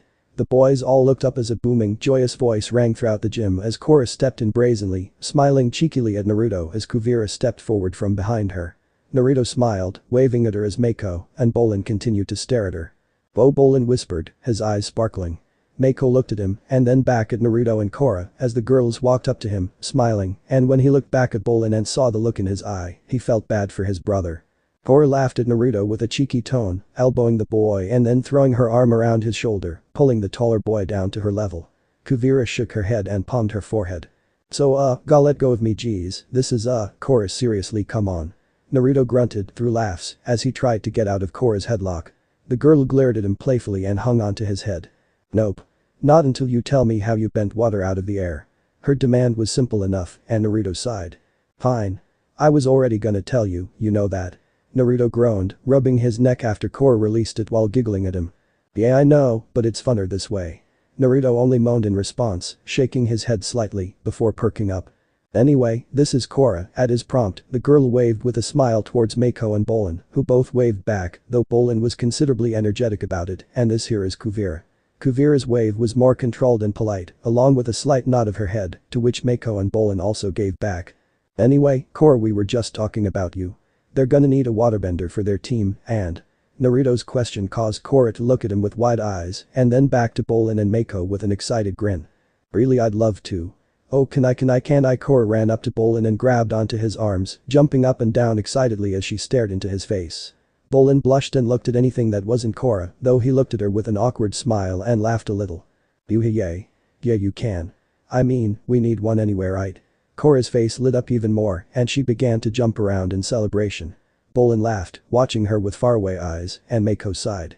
Naruto watched with a smile, though a tap on his shoulder prompted him to look at Kuvira. Naruto, Master Tenzin isn't going to like this. He's very much against pro-bending. Naruto looked at her and then back at Korra before groaning. Damn, I'll figure something out, don't worry about it. At his words, Kuvira flexed her jaw and narrowed her eyes, pulling him aside again. No, I'm not gonna let you do that alone. We all, and that means you, Korra, and me, will figure something out to tell Tenzin, got it? You don't need to do everything alone, Naruto. Kuvira whispered with a considerable edge to her voice, practically glaring at Naruto, who nodded with a little tone of fear in his eyes. Mako watched their interaction with a curious gleam in his eyes and then narrowed them when the image of Hasuk's broken body came to mind. He still didn't trust Naruto one bit. In fact, he'd go as far as to say that he distrusted Naruto. He just learned how to bend water out of the air in a random pro-bending match he didn't even want to participate in. Yeah, right, and Mako was Firelord Zuko. After a brief moment where Korra began to talk to and meet her new teammates, the group began to leave. Though, Kuvira was pulled aside by Mako before they left. Hey, what do you know about Naruto? At Mako's question, Kuvira narrowed her eyes slightly, wondering why Mako wanted to know. Why do you ask? Mako narrowed his eyes, glancing over at Naruto and then back to Bolin, before returning his gaze to Kuvira. I don't know what kind of relationship you two have got together, but something about him doesn't sit right with me. He came in here with Mako stopped himself, backing up slightly from Kuvira and staring at her with wide eyes. No, you're not with him, are you? Mako whispered to himself, though Kuvira caught it and stepped towards him. What do you know about that man? Kuvira demanded in a whisper, reining in her ferocity and glare quickly as to not rouse the rest of the group. Mako looked at her and then glanced all around him quickly. You're talking about the king of Republic City. He knows God, he knows everything. Nothing happens in this city that he doesn't know about in some way. I shouldn't even be telling you this. But, I'd be careful of your friend there. The only reason he played with us in that match was because that man came in and paralyzed my teammate. You'd better be careful. With his piece said, Mako left as Bolin did, leaving Kuvira with a lot to consider. Her eyes opened to a sudden snowstorm billowing into her face, briefly blinding her until it was swept away quickly by a brief blinding flash of white. The weather cleared and in its place stood a compound. Light had shone into the compound from the sky in a grand beam. Something, a blur, was floating in the air upwards. To her right, a man dashed forward, slipping and falling every other step with a frantic, frenzied disposition. His screams of no continued to echo even as the stomping of his feet dulled and grew silent as he ran into the compound. She followed, why she knew not. The compound was grand, large, royal, regal, pristine. Wonderful, intricate sculptures of ice flanked either side of the paths. And, deep down, she began to feel revenant, as if she had been the first outsider to step within the humbling walls in a long time. She continued to walk, admiring all that she passed, until she found them. The large group of 70-some-odd people, ages ranging far and wide, were crouched with their hands raised towards the beam in a revering fashion. Their mouths were dropped open, their eyes seemed unfocused. And, trailing upwards from their arms into the open air, was blood. Crimson had stained the air all around the compound. And, despite her attempts to help them as she ran forward and did whatever came to mind, the 70 slowly died and left only 2 in their place. The man she had seen dash forward from before, and at a closer look he appeared to actually be a teen, was crouching whilst crying, gritting his teeth in anger and punching the ground as the crimson continued to permeate throughout the center of the compound. And, a girl. A small thing she was, but she seemed happy despite the death that surrounded her. She began to dance around in circles, and from her hand snow billowed into the air. And, the crimson within it disappeared, warped into a hole that disappeared and was replaced by mist that began to dance around the girl as she bent the water in the air into snow. While the girl was dancing she stepped forward, kneeling and looking at the girl. She felt the way her face smiled in an attempt to be comforting, and the girl giggling as she did so, running into her arms. She looked down and watched as the girl with violet eyes and red hair became a boy with blue eyes and blonde hair. She blinked, looking at him with a faint recognition, before a hand made of mist dipped down and grasped the top of his head. And, despite her attempts to stop it, blood began to leak from his arms into the air. Blue eyes fluttered open quickly, pupils dilating and focusing until the world and its sun came into view, wiping away the blood that had blinded Korra's dream. Her breathing, rapid and heavy, began to gradually slow down as Korra sat up. She shook her head, holding her hand to her forehead. What was that dream? It had felt so real. It had felt urgent. It was trying to tell her something and she couldn't for the life of her figure it out. Sighing, Korra resigned herself to ponder it later as she stood up, stretching with a pop of her back and a groan. As she began to get dressed, a knock on the door was followed by Kuvira entering, closing the door and leaning against it as she waved. "Morning, Korra." "Mornin'." The pair sat in a comfortable silence as Korra finished getting dressed, sitting down on the bed and clasping her hands together in her lap, looking down casually. "Well, how was your sleep?" Kuvira asked with a small smile, tapping the wall behind her with her hand in a bored fashion. A sense of awkwardness began to build until Korra sighed and shook her head. "Sorry, it's just, I had a weird dream last night," Korra explained, looking at Kuvira with a placating smile and gesturing in a that's all manner. Kuvira nodded, stepping forward and sitting on the bed beside Korra, staring up at the ceiling in thought. "A dream him?" Korra hummed back, causing Kuvira to chuckle. "Well, I'm not quite the spiritual person myself, but I would ask Tenzin about it at least. Avatar dreams are sort of a big deal as far as I know. Usually they're trying to tell you something, I think anyway. There's always the chance you just had a dream, and that was all." Kuvira turned to look for Korra's reaction and frowned slightly when Korra continued to look down in thought. "Well, I kinda don't want to talk to Tenzin about it. Even if he may know something, he'd get all weird about it and probably stop me from doing anything. Plus, well," Korra fumbled with the furs at waist slightly, "Naruto was in it, I think anyway." Kuvira nodded and tried to hide the way her brows raised slightly before meeting Korra's waiting gaze. "You think he was in it? Tell me about it." At her prompt, Korra got up and walked around the room, pacing slowly. "Well, it happened in a really snowy cold place. So, I'm thinking probably the South Pole. I mean, up until a few months ago that was all me or Naruto really saw. All we really knew, so that's probably where it was. And then, someplace I'd never seen before. Really big place. A compound sort of. Red walls on the outside if I remember." Korra continued to pace slowly as the dream returned in pieces and Kuvira nodded along trying to help. "And a man ran past me, but I don't think he was really a man.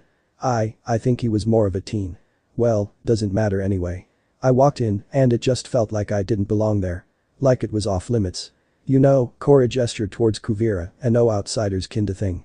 Kuvira nodded, causing Korra to smile as relief dripped into her chest a little bit. "Anyway, it was beautiful. I don't think I can describe it well enough but it was like a private, walled-off set of homes. And the paths that were around the little city thing were lined on each side with these gorgeous ice sculptures. I've never seen anything like them." At her words, Korra looked off into space with a sparkle in her eye and a smile on her face as she thought of those oh so beautiful sculptures. Ice sculptures? What were they like what were they modeling? At Kuvira's question, Korra looked at her with a no face and then pointed her index on her chin, looking up and thought. "Well, all sorts of things really. Some of them were of people, a lot of women actually. Long hair with some sort of robe. A few were of snow crystals and there was this one. Near the center of the compound. It was huge. A big head. Of a woman. She was spirit, she was beautiful. Every sculpture was beautiful. Everything about that place was just so gorgeous." Korra's voice gained a reverent tone to it and Kuvira thought that she couldn't picture such a place existing. "What happened after that?" Kuvira's question caused Korra to stop pacing and frown, looking down at her bed in thought. There was a large mass of people. They were kneeling.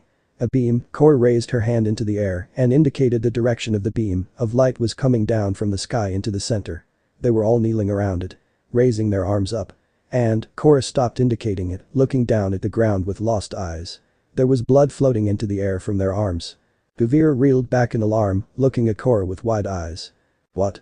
She was ignored as Korra once more immersed herself in the dream. One by one, they all fell over. Dead. Until, all that was left was that boy from before, glaring at the ground and grinding his teeth, and this small girl. She was smiling. Smiling. Korra looked up at Kuvira to emphasize how wrong that sounded. She was happy. And, she was bending snow. Little puffs of snow were coming out of her tiny hands as she danced around in circles, surrounded by her dead family, or at least it seemed like they were all family. I don't know why, if she was just too young to get it or what, but she was dancing. And, I kneeled to her. I could feel myself smile, but it was trained. Tense. I was smiling to make her smile. And she did, running into my arms. Korra looked up again, looking at Kuvira. She was beautiful too. Her smile gleamed in the sun. She had these two cute and big violet eyes. And she had long, silky-looking red hair. Pretty little girl she was. The smile that adorned Korra's face as she said that made Kuvira begin to think there was more to this dream than she thought, considering it was the smile of a person talking about their friend. And she just changed. Her hair fell away until it was only up to her neck, and it bleached until it became as blonde as Naruto's, and her eyes even became as blue as his eyes. She became a perfect picture of a young Naruto. But this hand made of mist grabbed his head. And blood began to float up from his arms like the others, but before I could do anything I just woke up. Korra finished the retelling of her dream and sat back down next to Kuvira, the pair looking down in thought. Eventually, after a few moments, Kuvira said. Well, that's a lot to think about. Korra nodded, the pair still looking down until Kuvira looked up, Korra doing the same. But, I'm sure we can figure it out. The real issue is figuring out who those people were. Got any more details about them I should know? At this, Korra nodded her head in a negative, making Kuvira bite the inside of her cheek in thought. Well, let's not worry about it right now. I heard Counselor Turlock is on his way here, so we should probably get going. Kuvira stood up, offering her hand out to Korra, who took it with a curious look. Wait, that counselor guy is coming here? Why? The pair exited the room, led by Kuvira, who placed her hands together behind her back and strode along through the female dorms. I don't know actually. Maybe he's here to talk to you, but I think it's probably just to talk to Tenzin about something. I wouldn't worry too much about it. Korra nodded, relieved from the odd thrill of her dream, as the pair exited the dorms, walking side by side towards the training grounds.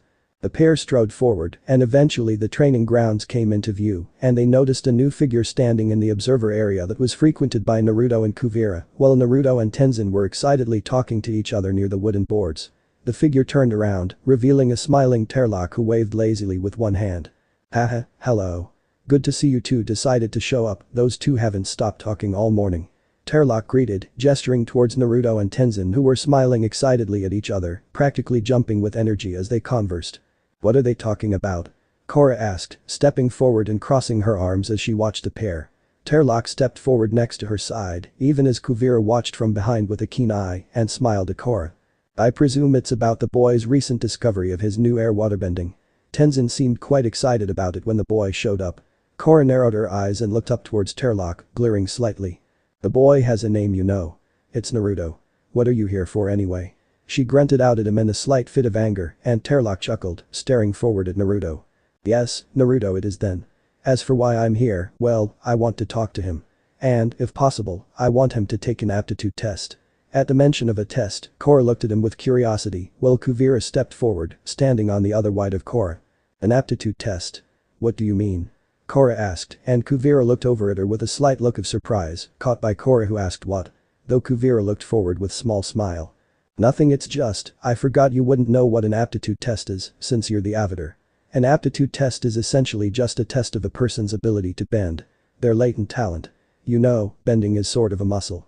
You can get better and better at it, but each person starts at a different point. Counselor, what's a waterbending test like anyway? Kuvira leaned forward, looking at Turlock who smiled at her charismatically. Glad you asked. Waterbending aptitude tests are comprised of little exercises designed to test how much water a person can control, and with how much accuracy. Waterbenders are generally divided into two groups, and for lack of better names, big or small benders. Big waterbenders are skilled at bending vast amounts of water, think waves. But they struggle with precise control in small amounts of water, whereas small waterbenders are the opposite, precise and skilled with small amounts, but struggle to control or even bend larger amounts. Each have their strengths and weaknesses, naturally. But, I'm curious how the boy will test, considering he's able to pull water out of the air. The last person I knew who could do that never let me test them. Turlock's smile dipped for a split second, but Kuvira caught it, narrowing her eyes at him. Who was that other person?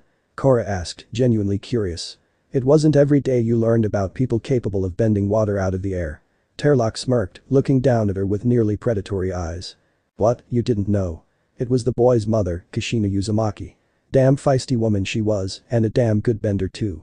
If the boy's half the bender she was, well, that'll be good news. Turlock's smile gained a sinisterly manipulative quality about it as he finished, though Korra hung on to the bit about Naruto's mother, looking down as she furrowed her brow. She supposed, with a great struggle mentally, that she really didn't know much about Naruto, well, at least about anything that wasn't his personality. That she knew like the back of her hand. Which begged the question, why wouldn't he tell her whatever was bothering him? Her mental struggle returning tenfold, Korra was too distracted to notice as Tenzin and Naruto began to approach the group, smiling and talking to each other. "Just pull it, I swear. There's nothing complicated about it. Seriously." Naruto's trailing sentence caused her to look up and she smiled as she saw his happy face as he talked amiably with Tenzin before turning to look at her and smiling as well, waving as he stepped forward. "Mornin' guys. What took you so long?" Naruto asked, comically placing his hands at his hips and bending towards Kuvira and Korra, narrowing his eyes and smiling at them. Kuvira smiled and Korra giggled before snatching his head and locking her arms around it. "Nothing you need to know about jump." Korra laughed, holding his head tightly, even as the boy struggled through giggles. No fair." Naruto groaned, struggling to get out of her headlock until Turlock stepped forward, annoyed. Korra, seeing him, stopped immediately and let Naruto up, who continued to laugh. "What's wrong? Afraid I'll take you on, huh? You never let me out with Uo." "Hey there." Naruto trailed off, staring at Turlock with an open mouth and narrowing his eyes in thought. Turlock waited until Tenzin shook his head and stepped forward, standing beside Naruto. "This man here Naruto is counselor and chairman of the Republic City Council, Turlock. And Turlock, this young man here is Naruto." Tenzin formally introduced the pair, nodding in a gesture to shake hands, and the pair did so smiling at each other. "Good to see you Naruto. I'm actually here to talk to you. You've taken an aptitude test before, right?" At Turlock's question, Naruto looked up in thought, cringing slightly as he did so. No. I don't think I have." "Why?" Turlock's brows raised ever so slightly for a brief moment before he looked into the boy's eyes once more. "Well, I'm here to give you one. You up for it, boy?" At this, Naruto looked at Korra, then to Kuvira, before looking back at Turlock. "I don't know." Naruto trailed off, rubbing the back of his neck, though Tenzin got his attention. "I think you should take it Naruto, I'm curious to see how you would do on it." Tenzin's opinion made Turlock smile, appraising the man slightly. "That's exactly what I thought, Counselor Tenzin." Tenzin's serene smile dropped and he stared at Turlock. "It's Master Tenzin on this island, Chairman." Tenzin's tone held an edge, but Turlock ignored it, nodding his head and then looking back to Naruto. "Well, that's besides the point. You up for the test, Naruto?" At this, Naruto nodded his head from side to side, looking up in thought, before shrugging his shoulders and nodding, causing Turlock to smile, grabbing something from his pocket. "Perfect. Alright, follow me to the cliff over there, we're gonna need a source of water. And while we're on the way, could you go ahead and freeze this for me?" As the group strode forward, Turlock and Naruto leading, Turlock handed Naruto a clear bottle of water and watched as the boy took it, glancing at it as he turned it over. "Freeze it? That's it. Alright, I gotcha." As he finished, the group watched as the water bottle rapidly froze, instantly becoming a solid chunk of ice surrounded by plastic in his hand. Korra's eyes widened slightly, she couldn't freeze something that fast. Turlock and Tenzin merely nodded however. "I figured he'd have his mother's talent at that sort of thing," Tenzin mentioned, staring at the frozen bottle in Naruto's hand while Turlock hummed in agreement. Naruto had apparently missed the comment, seeing as he didn't react to it when he usually was all about hearing stories about his parents. "Alright, thank you. We usually do that after the rest of the tests, but I figured we could get it out of the way. Now, what I want you to do is first grab a moderately sized sphere of water, got it?" Naruto nodded at the instructions, going through a simple wave-like motion of his hand and bent a sphere of water into the space in front of him as the group watched from a small distance away. Turlock nodded, stepping forward. "Alright, now what I want you to do is split it in two." The boy did so with ease. "Now split those in two." Again Naruto did so with ease, and now, split those 4x4. Naruto waited a moment until he understood what Turlock wanted him to do. The counselor leaned forward, watching, and smiled as the boy did what he asked with ease, leaving him with 16 floating spheres of water. "Excellent. Now what I want you to do is split each of those by 16. Korra's mouth dropped slightly, honestly a little shocked at what the test entailed, but watched as Naruto merely nodded a little, looking up as he thought about the instructions. "Alright." He mumbled, flexing his fingers slightly as each of the 16 spheres split in half and in half once more, before splitting by 4 again. Kuvira raised her brow, Tenzin nodded, Korra's mouth dropped open slightly in a whoa manner, and Turlock grinned. "Alright, if you did this right, there should be 256 spheres of water. Let's see here." Turlock narrowed his eyes and began to count the circles, before grinning and chuckling. "I don't know why I bothered checking, I figured you'd ace this part. Now, drop all of those except one." Naruto did so, complying before bending the small ball over his open palm, looking at it with a curious hint of reverence in his eyes. "Great. Now, I want you to keep splitting that and getting rid of each piece until you have one left. So, split that in two." Naruto did so, "and get rid of one of those, so you only have one. Keep doing that as long as you can." Naruto nodded and proceeded to do so, and the group watched as the sphere continued to get smaller and smaller, until eventually it became a very tiny droplet of water that hovered above his hand, even as his other hand raised to split it once more. That's enough, Naruto, that's small enough. Alright, now, I want you to freeze that ball. Naruto nodded and instantly froze it into a little piece of hail that dropped into his hand. Turlock grinned once more, that sinister tint of it returning briefly, though Kuvira once again caught it. But good. Now, melt it again. Naruto did so, and the droplet returned, and I want you to shape that water into a shape. A face, if you could. At this instruction, Naruto puckered his lips in thought before looking down and bringing his free hand up to bend the water. Korra stepped forward, getting a closer look at his bending, prompting Kuvira to do the same. They watched as Naruto bent it into a detailed portrait of someone. Korra and Kuvira narrowed their eyes, trying to recognize the face, as did Turlock. They watched as a smile began to get carved into the water, stretching across the face in a grotesque way. Turlock eventually shook his head, patting Naruto's shoulder. Alright, that's enough, boy, we've seen enough. You're extremely gifted at the small aspects of water bending, which I figured since you are capable of pulling the water in the air. Now, Turlock grinned, this was the test he really wanted to see, let's move on to the big portion. So, back to the cliff, come on come on. Turlock ushered with a well-hidden excitement, though Tenzin and Kuvira were able to spot it. Alright, this part is simple. Really simple. All you need to do is see how much water you can bend. So, start bending some water from the ocean. Naruto did so, planting his feet and moving his arms through some quick pushing and pulling before raising his hands high, the group behind him watching as the ocean began to swell upwards. Good. Keep going. Pull as much as you can as high as you can. Naruto nodded, lowering his knees and exhaling, before flexing his hands and raising his hands higher.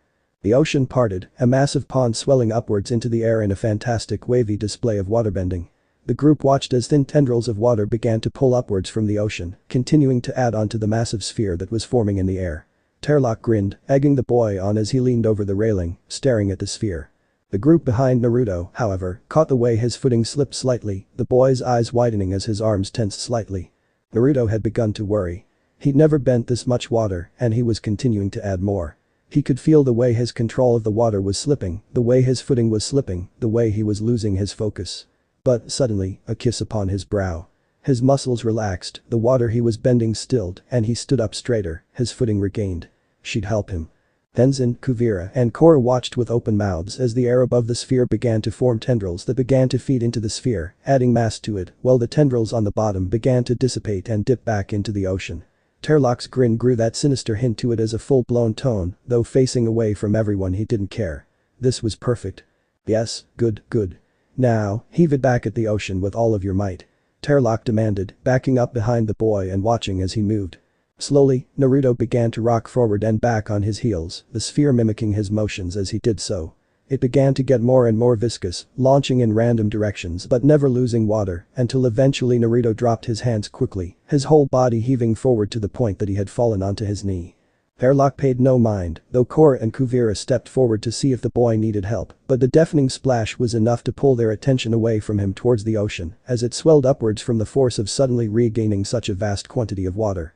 Whoa, Korra muttered, watching as the ocean slowly regained its calm waves, but it took a while. Turlock continued to grin excitedly at the ocean as he watched it, and Kuvira helped Naruto up while he thanked her quietly.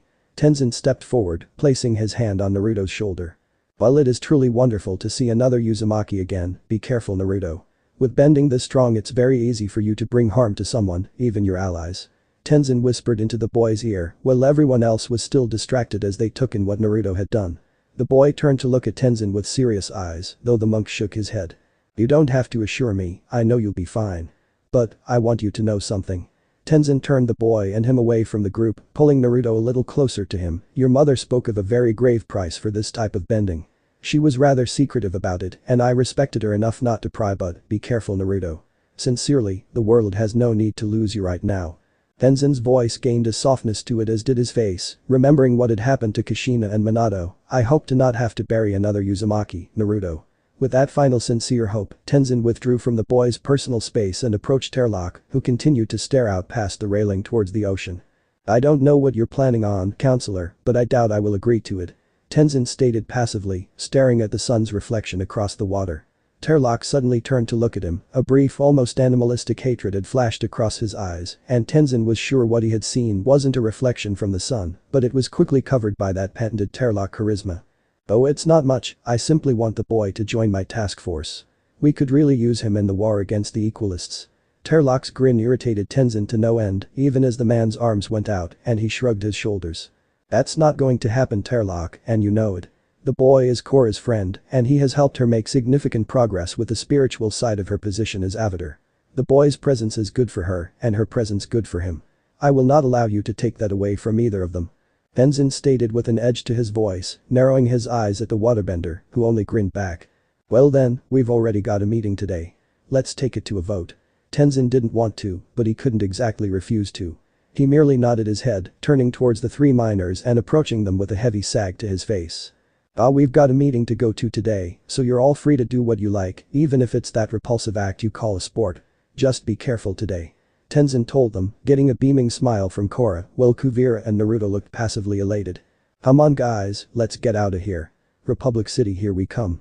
Korra shouted happily, sprinting forward and jumping with joy coursing through her system, energy beaming from her eyes. Kuvira smiled and followed, jogging to catch up, while Naruto strode forward slowly, taking his time as he looked up all around him, doing a little swirl as he caught up. He continued to look up, swirling as he walked. She was with him. In the air. She was beautiful. He had known she was, but now he was truly looking at her. Examining her. The mistress was perhaps the most gorgeous thing he had seen. The ethereal beauty floated all around him, copying his motions as she swirled throughout the air, beaming at him much like Korra did. Covered in a veil of mist and hidden behind a curtain of mystery was this wonderful being, and Naruto could feel joy swell through his chest to a euphoric level at the thought that she had graced his eyes with her image.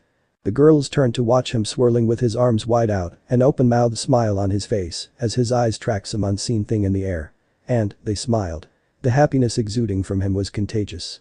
Naruto, meanwhile, felt a brief spike of sadness at the wandering contemplation about his late mother and the joy they could experience together in this wonderful dance in the mist. This sadness had evidently reached the mistress as she floated down and wrapped her snake form around his body, coiling and whispering sweet nothings into his ear with a serene smile on her face. Though, Naruto subconsciously thought that the way her nail-bearing hands gripped his head carried a demanding feeling, cold and ruthless. In that moment Naruto felt blood at his fingertips. "What's got you so happy, Kuvira's question prompted the boy to stop twirling and lower his arms, looking to the girls as they seemed to be laughing at him slightly. He furrowed his brow out of annoyance that they were laughing at him before walking towards them. "You guys'll think I'm crazy," he declared, stepping past them and taking the lead towards the ferry that would take them to Republic City and off of the island. Korra raised her brow, striding forward and looking at him from his left, and Kuvira strode forward to his right. "Come on Naruto, you're already crazy to me. Can't get much worse." Korra's joke was followed by a laugh from the two girls, though Naruto only groaned, shaking his head. Whatever, I'll tell you. There's a lady in the air." Naruto's statement was followed by the boy raising his hand towards the air, tendrils of water wrapping around his palm as he did so. Korra and Kuvira looked at him, then to each other, before laughing again. "Oh come on Naruto, seriously? A lady in the air, huh? Okay." Naruto looked at Korra with an annoyed look, dropping his arm and subsequently splashing the water at his feet. "Whatever. She's there for me and she gives me her water, makes me happy. That's all that matters to me." His chest swelled and a small smile stretched across his face as he said this, looking up as his self-assurance was doubly assured by the mistress as she floated with the group above them. "You know, I don't think he's so crazy. I mean, maybe there's something to it," Kuvira offered, seeing the way Naruto seemed to wholly believe in what he was saying. Korra stopped her laughing, looking at Kuvira and then to Naruto, spying the way he was looking at something in the air. "Well, if there's a lady in the air like you say so, what's she look like?" Korra asked, the group approaching the ferry and getting on. Naruto looked up, his eyes trailing every detail of the mistress's face and trying to put it to perfect memory. He grinned. "Oh she's Naruto struggled to find words as he continued to look at the mistress as she floated around in lazy circles in the air above him, smiling at him as she did so. The duo beside him looked at him and then to where he was staring, but found they could not see anything. "She's beautiful. She's the epitome of gorgeous. Words don't do her justice." Korra and Kuvira felt a little disturbed at the reverence Naruto was showing and the way he was describing this weird woman in the wind. Regardless, they just shook their heads and strode forward onto the ferry ahead of him, turning around to prompt him on with smiles. Tenzin sighed, rubbing his forehead as he leaned over his desk at the council meeting, thoroughly wishing he wasn't there. Though, directly across in front of him, Turlock grinned as he stood up, gesturing wide with his arms to the entire room, as devoid of people it was. Besides a few onlookers standing a good distance away from the round table, the room only consisted of the representatives. Well, let's get this meeting started. We've got a few things on the list today, but we'll start with let's see here, yes, we'll start with Cyan Bifrong and her concerns about her dance. The floor is yours, Cyan. Turlock's charisma carried throughout the room, prompting Cyan to step forward despite the brief glare she shared with her sister as she did so. Thank you for having me today. I came here looking to settle a dispute between myself and the police force of Republic City. To begin, Tenzin only sighed, resigning himself to at least paying attention to what Cyan had to say while he waited for Turlock's move. Naruto grinned, the sun of Republic City gleaming between the towering marvels of man as the group walked forward, Naruto taking up the rear with his arms behind his head. The group really had no plans, seeing as their leave of the island had been a random occurrence as far as they knew, so they were just wandering the city, enthralled by its views and attractions. As he looked about his surroundings, watching the Satomobiles drive by, and was suddenly struck by a brilliant plan. Let's swing on by Ichiraku's for some lunch. Ooh, I can't wait to show Akane my waterbending. Hehe, she'll be so jealous. Tucci'll probably want me to get a job there. Naruto jogged forward with a cheeky, excited grin, turning around to look at the girls for confirmation. Korra's brow rose as she placed her hands on her hips, staring at him with annoyance gleaming through her eyes. Oh come on Naruto, there's so much more we can see in Republic City. We've already been to Ichiraku's before, why don't we try another restaurant? Naruto's face faltered as an eternal dread filled his system, staring at Korra with teary eyes. What? What do you mean try another restaurant? We've only gone there once. Once. One time doesn't make up for 10 years. Naruto began to feel legitimately angry as she shouted at Korra, though the red hair bobbing forward behind her pulled his attention immediately, prompting Korra and Kuvira to turn as he looked past them. I remember Ichiraku ramen. Such a shame they were bought out. Really, a shame. The man, or Kurama as Kuvira knew him, strode forward with a smile, brushing past Korra and Kuvira and striding up to Naruto, placing his hand on his shoulder with a hearty shake. The group just continued to look up at him, Naruto in fear, Korra in annoyance and irritation, and Kuvira in observant silence. The man took notice, smiling as he looked between the three. What? Something on my face. No. The man stroked his chin comically, grinning with an ever-present malicious tint, before snapping his fingers and smirking. I've got it, you guys don't know my name huh? Well, the dancer here does, but you two don't. Well, then allow me to introduce myself. The man did a dramatic deep bow, the black suit he was wearing stretching slightly as he did so, before rising up with a smirk, name's Kurama. He finished with a salute, giving the group a good look at the white gloves on his hands. Naruto gulped, shaking as the man turned away from the girls to look at him again, his eyes narrowing in thought. Naruto decided he'd be a little brave, after all, he had the mistress now.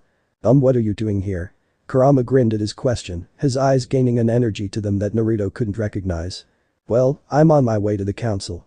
They've got a meeting, and I'm curious to know what's it about. Kuvira stepped forward as he finished, narrowing her eyes at him. That meeting is restricted. They won't let you in. At her defiant statement, the man turned and looked over his shoulder, before turning fully around and grinning at her with a look that spelt out for everyone to see that he had already won, a look of victory. Arrogance. Kuvira grit her teeth at that look. Good one. They won't let me in, ha. The man looked up, slapping his knee, before dropping the smile and staring at Kuvira for a brief moment, before smirking. I've got the key. I mean, whose building do you think they're using? A government one. Really? The way he said it made fun of the group, before he laughed openly, looking up and wiping a tear dramatically. Good guess. But this is Republic City. Which means that's my building. The man finished with a serious tone, before turning around and widening his eyes, stepping in front of Naruto and crouching, holding his arm out. The scooter rammed into his arm, but instead of snapping it, the scooter crumpled like a piece of paper, and the person on it went flying forward into the arms of Kuvira, who reacted quickly enough to support their weight.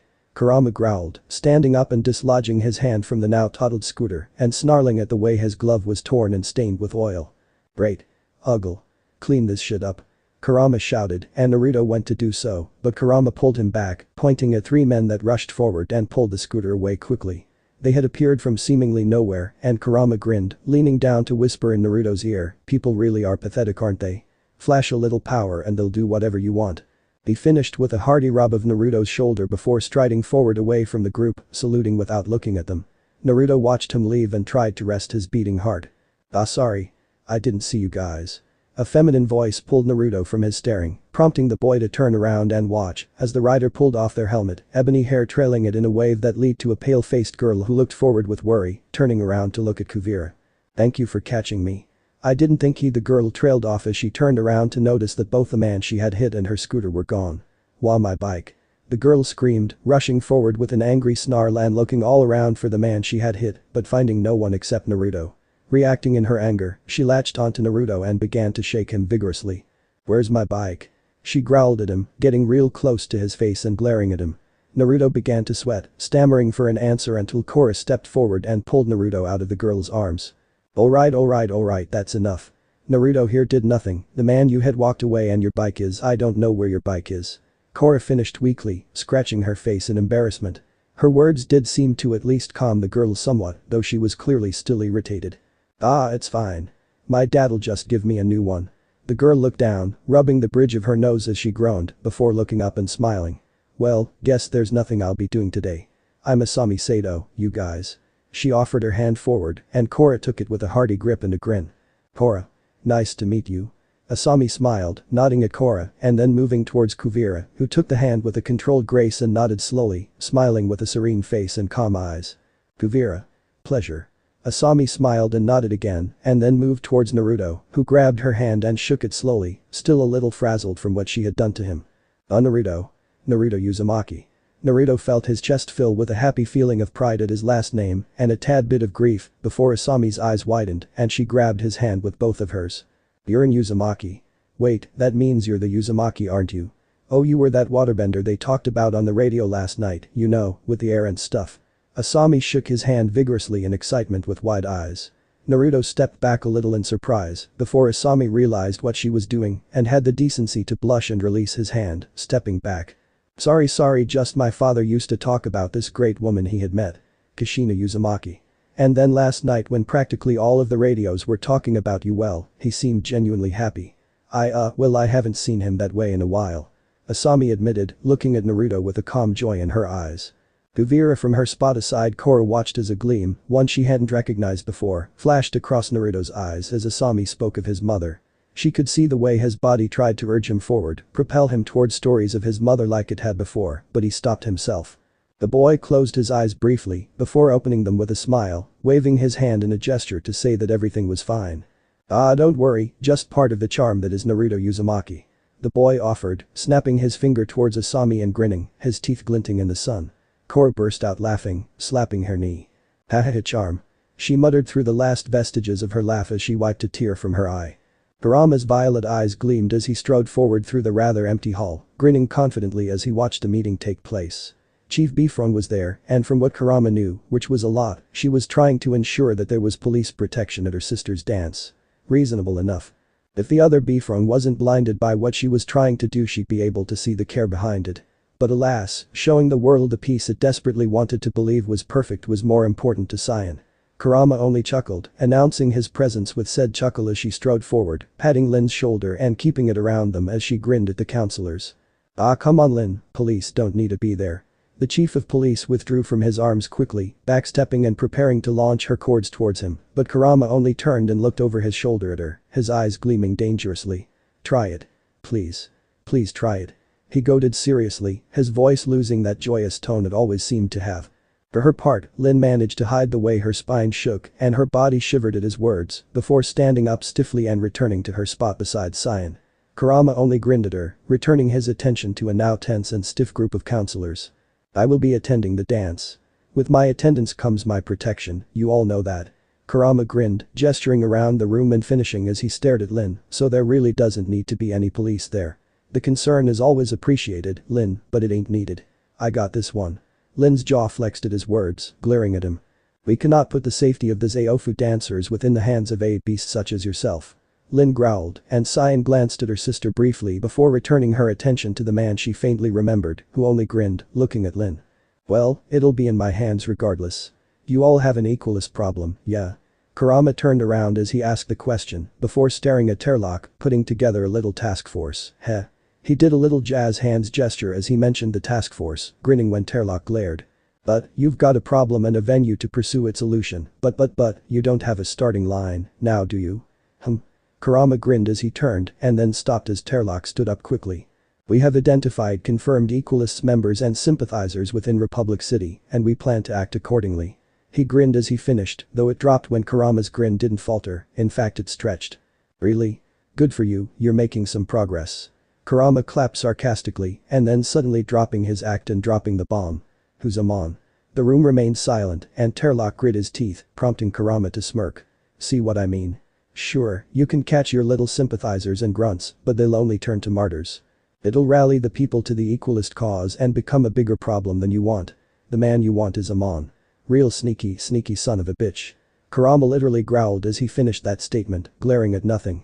And how exactly is this relevant to the dance? Tenzin asked, trying to make progress in this already far too long meeting. Kurama looked up at him from his aimless glaring, narrowing his eyes. You stupid? He asked, prompting Tenzin to stand up angrily with a flustered face, but Kurama did not allow him to speak. You must be. What did you think Chief Bifron wanted protection from at an all-bender, for benders by bender, peace through bending dance? Some thugs. Maybe a gunman. Use that massive head of yours, Tenny, if not for your sake or even Republic City's sake, for Korra's sake. Tenzin stopped fuming as Korra came up and suddenly he narrowed his eyes in deep concern. Korra? Who's that? And why would you care about them anyway? Tenzin asked as he sat down, lacing his fingers over his face as he stared intently at Kurama, who looked incredibly annoyed. For fuck's sake Tenzin, did you not think I wouldn't notice when the avatar enters my city? Seriously? And no, I don't give a shit about the girl. Or about the dance or the equalists or any of this crap. Kurama threw his arms up before looking up with dangerously intent eyes. I care about my family. Kurama finished, his voice deep and serious. Tenzin's eyes narrowed some more. Naruto is out of your jurisdiction. You were and still are not to engage the boy in any of your grossly vile activities. Lin stepped forward, glaring as Kurama turned around with an arched brow before he too glared, though his glare made Lin step back slightly. Out of my jurisdiction. He's my fucking family. Oh, shit, sorry, I forgot that the Bifrongs aren't exactly a brilliant example of how to treat family. But we Uzumaki, ho nothing matters more to an Uzumaki than an Uzumaki. I'd throw away everything I've built up in Republic City if it meant the boy got to live another hour. The tone of Kurama's voice was of complete seriousness and the jab at Lin and Cyan hit deep, as did his sheer dedication to the rest of the room. If you cared so much about the boy, why was he allowed to wander Republic City alone and scared for a year? As a child no less. Lin challenged, despite the shaking of her frame. Kurama openly glared at her once more, deeply pissed at this point. It was Kushina who asked that I leave the boy out of what I do. So I didn't involve myself with him directly. But I did more for him than any of you did. I guarantee it. What did you do? Watch him and make sure he didn't get in trouble. What about food, money, clothes? What, did you all honestly think he continued getting lucky and waking up to those? I'm done. I'm leaving. There's no need to send police to the dance, and if I see you there, Lin. Kurama passed by her, his eyes glowing dangerously as he shoved past her, causing the chief to fall over onto her back, looking up at him in fear. Well, you get the point. End chapter. So this part ends here. If you want to see next part of this series, like the video now and share the story with your friends. Bye bye.